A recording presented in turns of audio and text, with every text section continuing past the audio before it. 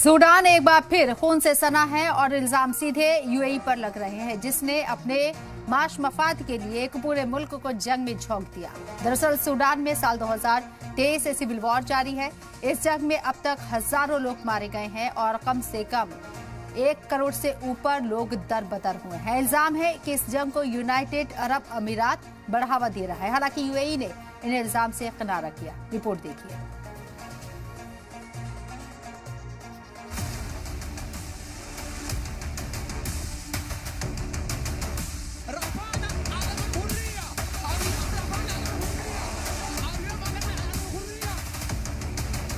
साल 2023 से सूडान लगातार सिविल वॉर की आग में जल रहा है। दो सेनाओं की लड़ाई अब हजारों लोगों की जान ले चुकी है और अब सूडान की सेना ने बड़ा इल्जाम लगाया है कि यूएई ने रैपिड सपोर्ट फोर्सेस को पैसे और हथियार देकर नरसंहार को बढ़ावा दिया। आलम यह है कि सूडान में अब तक हजारों की मौत हो चुकी है।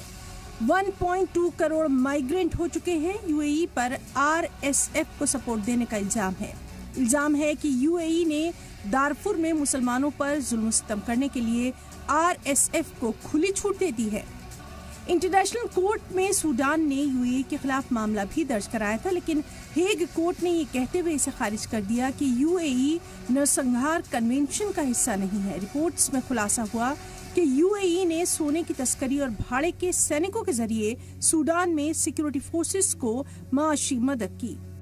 इल्जाम ये भी है कि यूएई के रसद नेटवर्क से आरएसएफ को हथियार मिले और दारफुर में कत्लेआम किया गया। जबरन माइग्रेंट कराया जा रहा है, जिसकी वजह से आज सूडान में 2.5 करोड़ लोग अकाल जैसे हालात में जीने पर मजबूर हैं। येल यूनिवर्सिटी की सैटेलाइट तस्वीरों में अल-फशर शहर की जमीन खून से लाल दिखाई दे रही है।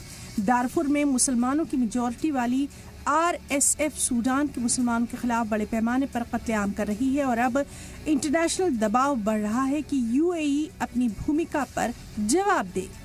दरअसल यूनाइटेड अरब अमीरात पर सोने की तस्करी और गैरकानूनी रसद नेटवर्क के जरिए से आरएसएफ को पैसा मुहैया कराने का इल्जाम है। यानी यूएई की दिलचस्पी सोने के खजाने में ज्यादा है, लेकिन कीमत चुका रहा है सूडान के लोगों का खून। पूरा खेल तो ये है कि सिक्योरिटी फोर्सेस आरएसएफ डेमोक्रेसी लाने के नाम पर सूडान के इस इलाके में कत्लेआम मचा रहा है और हाशिए पर पड़े इलाकों और लोकतंत्र से जुड़ने का दावा कर रहा है। लेकिन डेमोक्रेसी लाने की आड़ में उसका ये खूनी खेल अब तक न जाने कितनी जानें ले चुका है और सूडान को यूएई के कदमों में धकेलना चाहता है।